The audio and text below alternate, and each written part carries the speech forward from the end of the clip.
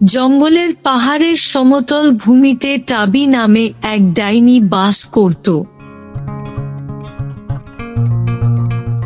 ডাইনিটি প্রচুর পরিমাণে লোভী ছিল। সে প্রতিদিন সন্ধ্যায় জানালার সামনে এসে চাঁদ দেখত। পাহাড়ের গা বেয়ে চাঁদ যখন রূপালী আলো ছড়িয়ে ডাইনির ঘর আলোকিত করে, চাঁদ যখন আকাশের দিকে উঠতে লাগলো,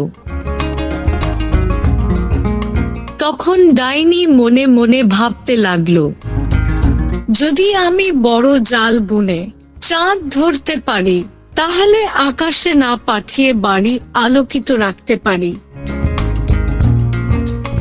আর অর্ধেক চাঁদ হলে আমি প্রদীপ হিসাবে কাজে লাগাতে পারি, আর গোলাকার হলে আমি এটাকে থালা হিসাবে ব্যবহার করতে পারি খাওয়ার জন্যে। আর যদি রূপার হয় তাহলে বাজারে বিক্রি করে অনেক টাকা উপার্জন করতাম। আর আকাশে চাঁদ থাকুক না থাকুক আমার কিছু আসে যায় না। ডাইনিটি লুকিয়ে লুকিয়ে বাড়িতে জাল বুনতে থাকে।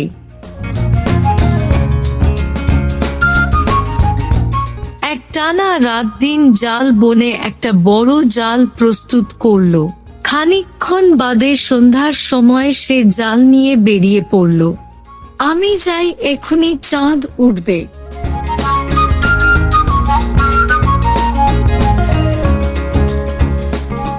ডাইনি পাহাড়ের চূড়ায় উঠল।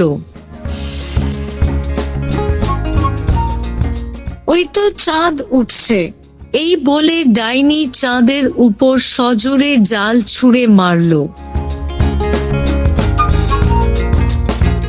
ডাইনির চাঁদের শক্তি সম্পর্কে ধারণা ছিল না। ডাইনি জালে চাঁদকে ধরল।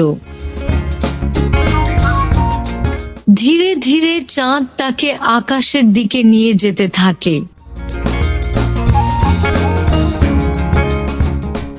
ডাইনিটি চিৎকার করতে থাকে, বাঁচাও বাঁচাও, বাঁচাও বাঁচাও।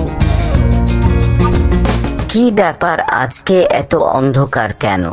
দেখি চলো।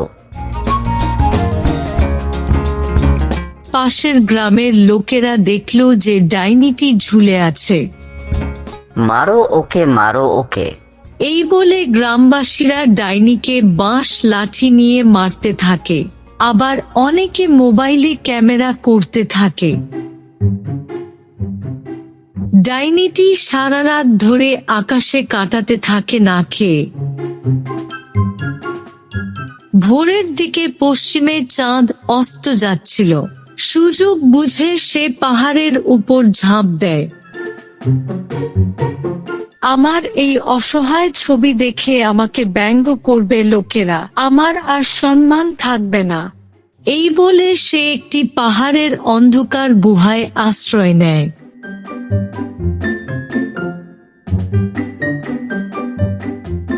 আর ওখানে থাকতে লাগলো।